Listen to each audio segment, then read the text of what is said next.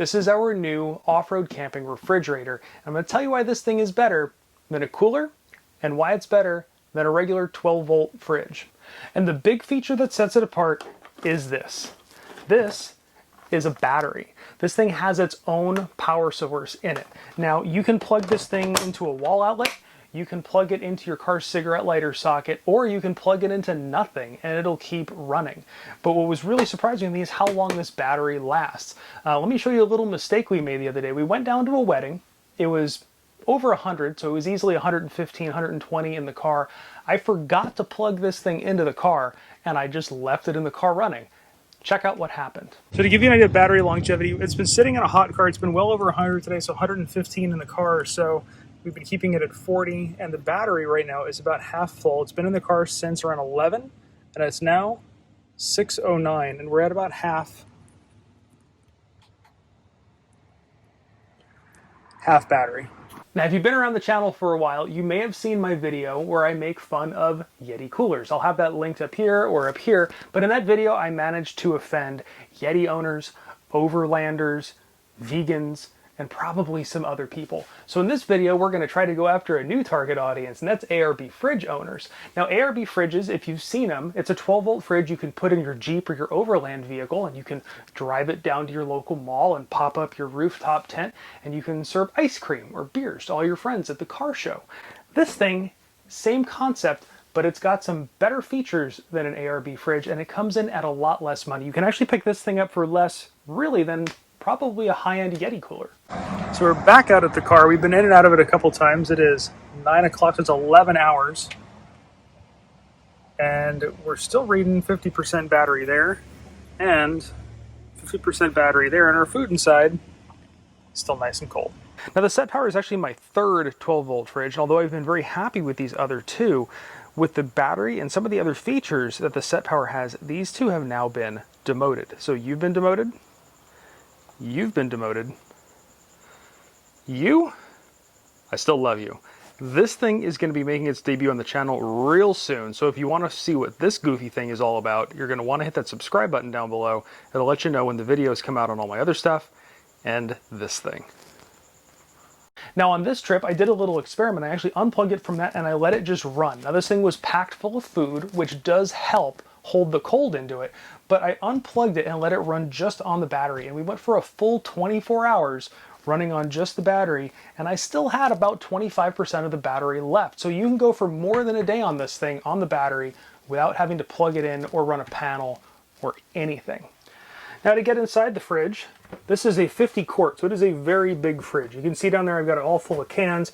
I've got it full of our chocolate here for s'mores, because you've got to have chocolate for s'mores. When we left the house, we had a lot more stuff in it, but we've been eating as we go. Let me show you what we do when we leave the house. Now, before we even head out the door, we plug this thing in inside, and it takes about 15 minutes for it to get down to temperature. We preload it with all of our food, and then we wheel it out the front door, down the driveway, and stick it in the trailer.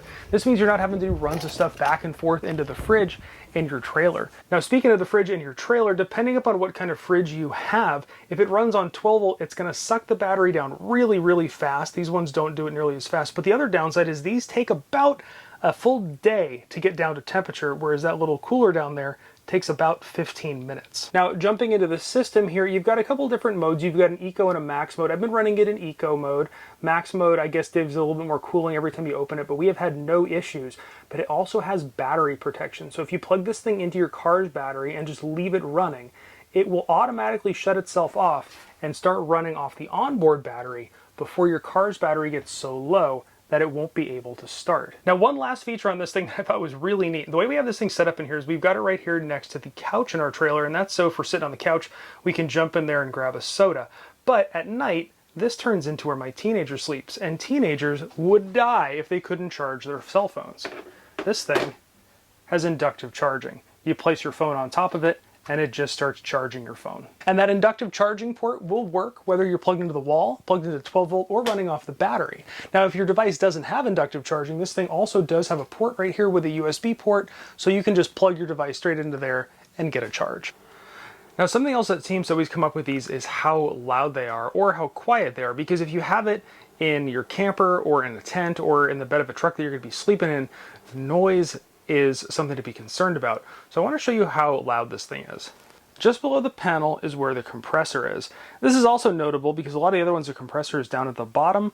This one's up at the top. So if you're camping, the compressor does have an air intake, so it is pulling in air, so it's in a nice clean environment. But right now, the compressor is running. Now I've taken off my lapel mic and I'm going to put it down here next to the compressor. This is closer than your head would ever be. I don't know if you can hear it all, but this thing is very, very quiet. Another question that gets posed a lot with these is power consumption. I have it plugged into my EcoFlow Delta here. This is how on this trip, because we've been out for over a week now, I've been powering it long term, except for the day I shut this thing down to see how long the battery in this would last. And it pulls between 65 and 85 watts right here, and that's 12 volt DC. And the thing is, when this thing is running, it's not running that non-stop. It kicks that on probably for 4 minutes, 5 minutes, every 20 or 30 minutes to maintain temperature. When this thing is sitting at idle, I'm sure it's pulling some power, but it registers nothing here. So this thing really is very, very power efficient. I've been running this thing off this thing, and I have a 100-watt solar panel outside to keep this battery charged. And at night, it seems to drain this thing about 7%, and it's charged back up to full by around noon. So I can pretty much run it indefinitely using this and a 100-watt panel. This thing's honestly overkill, but it does the job. And I might as well mention, I do have a video about these and a couple other solar power sources and lithium battery banks that you can use to power yourself when you're off camping. I'll have those linked down below if you want to check them out. So now I'd like to hear from you. What kind of stuff like this, gizmos, have you used out on the trail that's made your experience easier or more fun? Maybe it's been on the trail, camping, whatever. Leave me a comment. If you're an ARB owner and you are deeply hurt that I would suggest that you only drive your rig to mall parking lots and set up your rooftop tent, you want to correct me and let me know that you also do it at drive-in movie theaters? Just know it's all in good fun. The first ice cream cone I ever had on a trail was handed to me out of an ARB cooler, and I will never forget it. So if you enjoyed this video, and I hope you did, please go down and hit that subscribe button, hit that little bell icon to let you know when we put out more videos, and give me a great big thumbs up, and let me know down in the comments what kind of stuff you're working on, what kind of gizmos you'd like to see, or what kind of cool camping setups you've got. And of course, thanks for watching.